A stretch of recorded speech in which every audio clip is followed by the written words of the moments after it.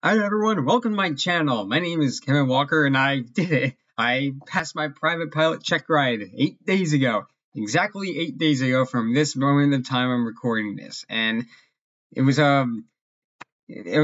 really hard to get ready for it, and I'm very glad I passed it and it's all over. Not real, my training's not over, but like I did it. I waited 3 years to get this, and it's just very awesome just to say I'm a private pilot now. I cannot believe it, honestly. But other than that, this video here, I want to make a video on how you guys, if there's any student pilots here, how you can get ready for the oral exam portion of your check ride. And this is going to be a complete guide video on what you do to prepare for that oral exam. And I'm going to oversimplify it for you if there's nothing complicated about it. And so first things first, I'm going to dive straight into this. You have to buy this book. You got to get it, the Private Pilot Oral Exam Guide. They even sell this at my airport, all the oral exam guides that exist, but you got to get it. This is pretty much everything you need to know for your oral exam, honestly. I don't think there's really anything outside this book that well, technically, I mean, for the systems chapter, especially systems, you need to refer mostly to your own specific airplane's POH, for this, because this is asking systems of a Cessna 150. Kind of had to rewrite some things about it, like my engine's not a carbureted engine, it's a fuel-injected engine, and it's not 110 horsepower, that kind of stuff. So definitely just look into POH for systems about your own airplane, because you do need to know about stuff about your own specific airplane. So the specific V speeds for your plane, that's actually fill it out right in here. It asks about important numbers about the aircraft. You might need to know that, so just in case.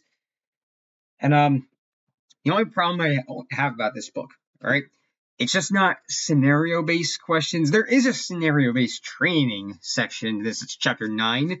It is they do have some possible good questions there, but don't count on your examiner asking you specific stuff that's related to these, because you can't just like memorize questions and answers for this. This is a practical standpoint here, but the information that you need to know, it's in here actually. You just it goes all the way from airworthiness requirements, weather, human factors, systems, and that kind of stuff. And it ties to another document, a very important document I'm going to present right here, which is Private Pilot Airman Certification Standards. I got this quite a while ago, a few months ago. And one thing I wish I did was I wish I paid more attention to this. I wish I kept reviewing what is specifically here versus aimlessly wandering around trying to look up information, trying to get too complicated, because everything that you need to know is pretty much in here too. All the things that the guy could ask you on, it's in here. They're literally going to be using this as their guide to asking questions. Like, they're going to have this out either right in front of them, on their iPad, computer, whatever. Everything's in here. So and it's the same thing, the same format as the Private Pilot Oral Exam Guide, the chapters in here. So it goes from pilot qualifications here. Let's look at that. So basically, it's formatted. So it starts from knowledge, risk management, and then your skills. And there's a very important thing that's listed in the back here. In the back of the ACS, if you read the appendix section, basically it tells about you at least need to demonstrate one knowledge element, at least one risk management element, and all skill elements. That's in there. But the examiner can ask you everything that's related to they can ask you everything that's in here if they wanted to, obviously, but they can't ask you stuff that's outside of what's in the ACS2. So pilot qualifications, I can see that. Determine you have satisfactory knowledge, risk management, and skill elements. So about performance limitations, medical certificates, that was a part that kind of stumped me out a little bit. And I'm probably even going to link a video that I found after my check ride that was very helpful with that. So if anybody else is struggling with medical certificates, then I'll provide a link there. And basic med privileges and stuff. He did ask me about basic med. Thankfully, I knew about it, and because it's in here, you need to know that. And so I bet a lot of people, when they're preparing for the oral exam, they probably stop at human factors, because After that, it goes to engine starting and taxiing, and they're like, oh, this is the flight portion. This isn't really for the oral exam. First of all, you should read what's in the ACS for the flight portion as well, so you do need to know what to do for that. But this is mostly going to be about the oral exam. So, but there are elements in the flight chapters that you do need to know too for the oral, such as takeoff and climb. Here, no, that's confined. Glassy water. Anything that says AMES, it means airplane multi-engine C, airplane single-engine C. If you're going for your seaplane rating, you do need that, but you're doing single-engine land probably. Most likely, if you're watching this video, you're doing single-engine land. So only do stuff that says airplane single-engine land, ASEL. That's about it. Don't go any further than that. But other than that, here, I'm going to go look for one right here. Short field approach and landing. Effects of atmospheric conditions, including wind, approach, and landing performance. You need to know that for your oral exam too. Wind correction techniques, VX, VY for takeoff and climb.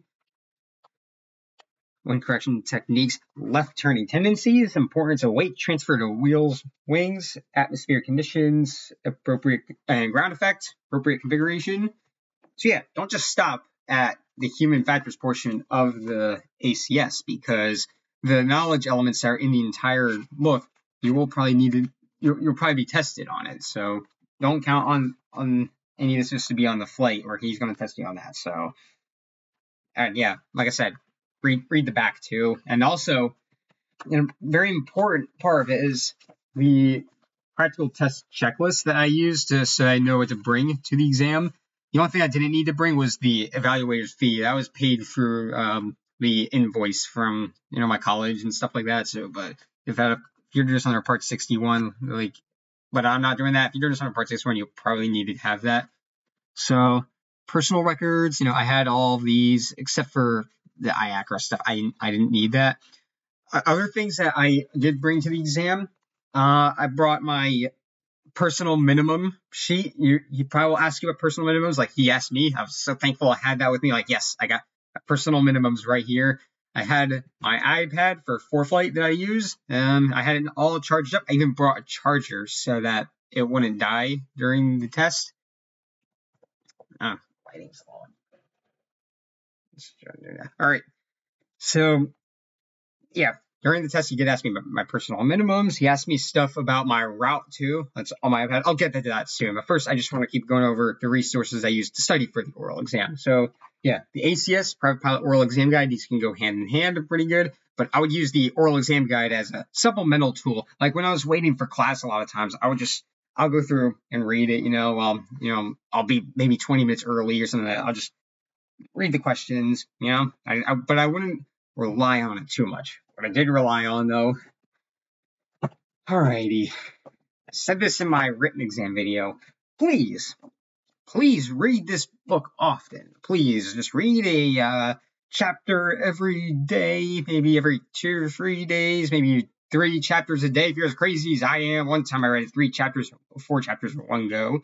But this is important stuff that you need to know. The Pilot's Handbook of Aeronautical Knowledge is pretty much, I think, everything you need to know as a private pilot, honestly. There's not really much anything outside that you really need to know. You don't need to get too crazy with it. Like weather, airplane systems, airport operations, airspace, that's in here. Most of the stuff that's in the ACS is in here.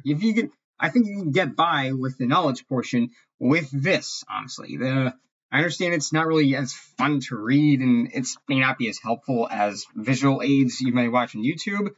I will pin some YouTube videos and channels that really did help me too. But first of all, it's just a very good resource. A lot of people probably don't really read this that often, and you should. You should read this. This is a good manual, and hold on to it after your training. You can refer to it anytime. Like I probably would if I ever need to brush up on something. I would give it a read.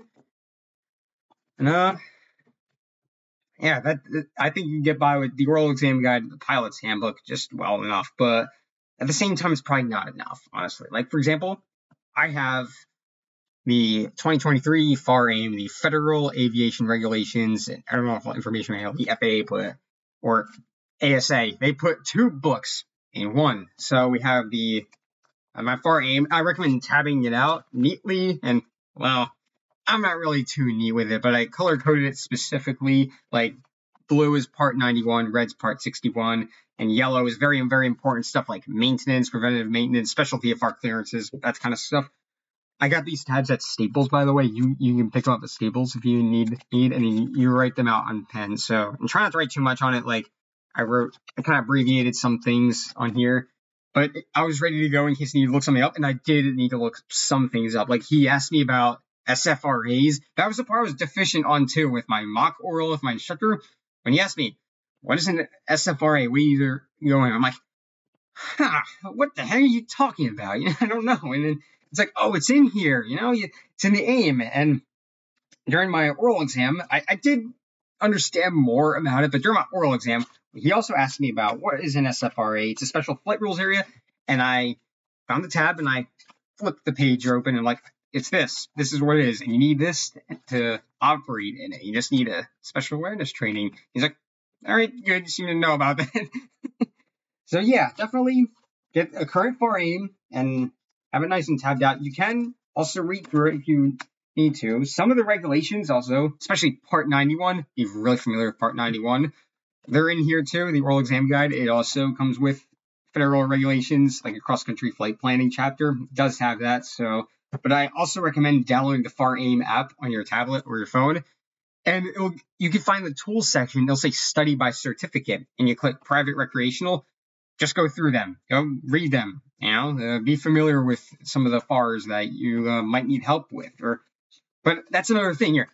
Tab any FARs that you feel like you'll be deficient on and you need to look up during your oral exam. Like even 2-3 days before my checkout, I might be deficient on this topic. So I'm going to have this tab docs. I might need to look it up. And I did, obviously. And I got by it. So it worked out perfectly nice. All right. And I have one more resource, another book that I do have. I didn't really read it that much throughout my training. I have the Airplane Flying Handbook. You should read this, though. I did read it here and there, but the reason I didn't really read much on it is because my flight school, they provided the standard operating procedures for my airplane, how to do the maneuvers step by step, specific altitudes, and the standards you need to perform them in. And I would just chair fly them typically. That's all I needed to do. But if you're not provided by that, you bet as well as read this, honestly, because all of the maneuvers that you need to know aren't in here. But one thing that was very helpful for me was the last chapter. I bet not a lot of people read the last chapter, but it was emergency procedures. I didn't find this chapter until last week. I was getting ready for my checkout. I'm like, why didn't I find this? It's hidden all the way back. Chapter 17, emergency procedures, because it tells you about what to do in an engine failure, how to execute a forced landing properly, what to do if you have an electrical fire, electrical system failure, emergency descents, asymmetric flaps, elevator control failure, and pretty much the worst things that could possibly happen to you. But you might get asked on it on your oral exam. So just longer route today, and if you notice a discharge in your amps, what's your plan of action? What are you going to do? It's like, oh, I must have my electrical system or alternator probably failed, and I'm running on the battery, and I need to conserve battery life. I need to divert somewhere, and be aware of the airplane systems too. Know if you have an engine-driven alternator, or if you have an engine-driven alternator or self-driven magnetos, if you have those too, be familiar with that too. Know the various systems of your airplane. If your examiner asks you, will the engine continue to run if we have an electrical failure, stuff like that. It's really basic stuff about airplane. Know about it, and you'll be squared away on there. But read the last chapter of the Airplane Flying Handbook. It teaches you how to execute emergency procedures, and I found that to be really helpful. All right. I have another thing that really was a help for flight. All right. Yeah, obviously I'm not going to sell for flight to you guys, but it is really helpful and all because it organizes pretty much everything. Yeah, it's good cockpit management too. You don't need to have a big chart or an airport facility directory. You don't need to continue renewing them because they expire. ForeFlight is good for a whole year. I had during my check ride, we were allowed to use it. I don't know if any of you guys, you're student pilots getting ready for checkride. I don't know if you're gonna be allowed to use ForeFlight, so you get a paper chart anyways. But I found out we didn't have to do that, so just have a good sectional chart and plan a route based on your sectional chart. And he did ask me about my route today, or no, it was last week. He said, "Today, what route did you?" I actually planned a route for me to Wilmington, and I made a route from Trenton to Wilmington. If you can see that. And as you can see, it's a big loop, actually, because there's Philadelphia class Bravo around here. I wanted to avoid that. And he asked me, what do you need to go into that airspace right here? I'm like, oh, ATC clearance. And okay, you seem to know that quite well. What is this airspace right here? You know, stuff like that about the sectional chart. Be familiar about the sectional chart. There's an entire section in the oral exam guide says, be ready to identify the items on the sectional chart. He didn't ask me all of that, though. I guess he just assumed I knew how to read a sectional chart, but be in depth about how to read a sectional chart, know the little stuff, you know, if you see an RP right next to a runway number in an airport, know what that means. Be able to see a little star, know what that means too. Also, he asked me, he went to JFK Airport, actually, and he asked me to decode he went on Sky Vector and he pulled up the weather, the METAR and the TAF. And so tell me what this is saying. And I'm like, what is this saying here? I'm like, oh, it's the weather for JFK and this is the forecast. And I had to decode it. So know how to decode METARs and TAFs. I'll link videos like that in the description from especially Flight America Alpha. He has really good videos on how to decode weather resources. And because who knows, maybe your examiner does use current weather conditions at a certain airport, and it's very weird weather you're not familiar with, and there's some strange remarks that, it's if you're not familiar with it, you might not be ready for that, and he might get you for that. So be ready for that too. So yeah, these are the only resources that I use to study for the check ride. I did just fine, really. So it's really not that complicated. Like I said, just know the very important stuff about your airplane. You don't need to be like a mechanic or anything like that. You don't need to know the entire inner workings. You just need to know how it mostly works. What kind of engine you have, how does it work, what's the horsepower for your engine? Is it a reciprocating engine or a turbo engine? What is it? What kind of fuel do you use? How much fuel can you carry? Very basic stuff about airplane that you should know about. If you don't know about how much gallons you can carry, like, come on, how you shouldn't even be taking your check ride by then.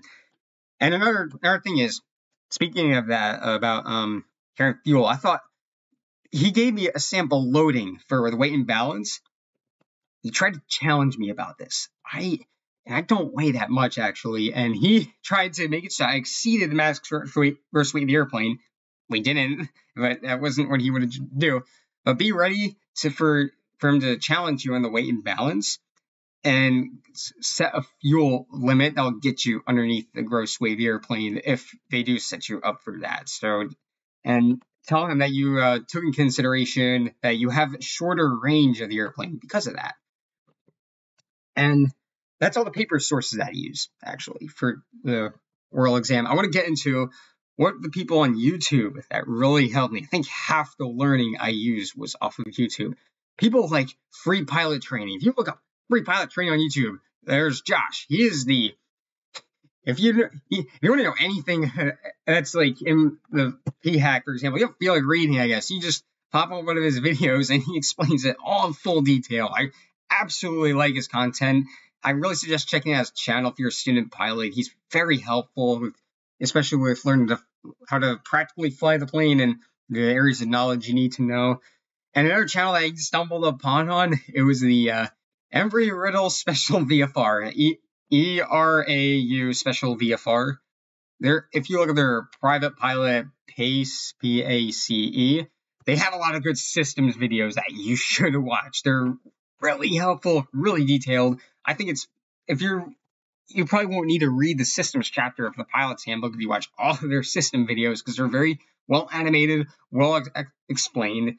And they also have other videos about, weather, aeromedical factors, just very helpful stuff. I'm going to link their channel in the description. It's just, I feel like it's really, I wouldn't say it's underrated, but I feel like not a lot of people mention it or talk about it. It's a very good channel, and I found it really, really, really helpful, actually. And people like Cindy Holman, Carl Hancock from Fly with the Guys, his airspace video, I probably wouldn't have gotten by with the airspace section if I didn't watch his Minecraft video on airspace. It was very, very helpful too. His VFR weather minimum cheat sheet, I swear, I just like stared at it. And then from that point on, I knew my cloud clearances and weather minimums very well. I found that to be so helpful too. I probably wouldn't have memorized my weather minimums had it not been for that. That was so good. But yeah, thank you guys for watching. If you have any other questions about for me in particular, by the way, my last video I made about my written exam. Bring your written test reports to the oral exam too, and know the material that you risked on the written too. There's codes on the written test report. You can look it up on Google, or better off, you could look it up in the ACS. The code, they're ACS codes. So, for example, Crosswind. It's PAIVLR2A. I don't understand where they get these codes anyway, but it's a sample code of what you might see on your written test report. If you see something like that, just know the area subdivisions or areas that you need to know about that, because he didn't really do this for me. When he looked at my report, he's like, you did pretty good. I got a 95 on it, but if you got a pretty low score, like a 75 or 80 or something like that, that's not really low, but there's still multiple things that you might be deficient on. He might ask you on that. So be ready to answer questions like that. That might be related to things you missed on your written test. So, and also, if you're getting ready for your written, please don't watch this video. Go watch my other video on how I prepare for my written exam. You shouldn't be getting ready for your check ride. Get your written done far before your check ride. That's something you should not be doing at the last time during your training. That's something you need to get done ASAP. So, but yeah, if you have any other questions for me, if you're a student pilot getting ready for a check ride, try not to be too nervous about it. I know I was preparing for 5 months, and then the last couple of weeks, I was just going hardcore, looking through everything I can. I didn't really read the ACS too much. In the last 4 days, I was just reading through, just like, oh my goodness, I need to be familiar with the ACS, because he even asked me if I was familiar with the ACS. My instructor asked me, are you familiar with the ACS? I'm like, a little bit. And I think he's like, oh, Kevin, you scared me for a second there. I thought you weren't familiar with the ACS. And they not to talk about it. And so please treat these documents with respect, and you'll be good to go. Just comment below if you have any questions for me. I'll see you in the next one. All right. Thank you, guys, and good luck on your check rides.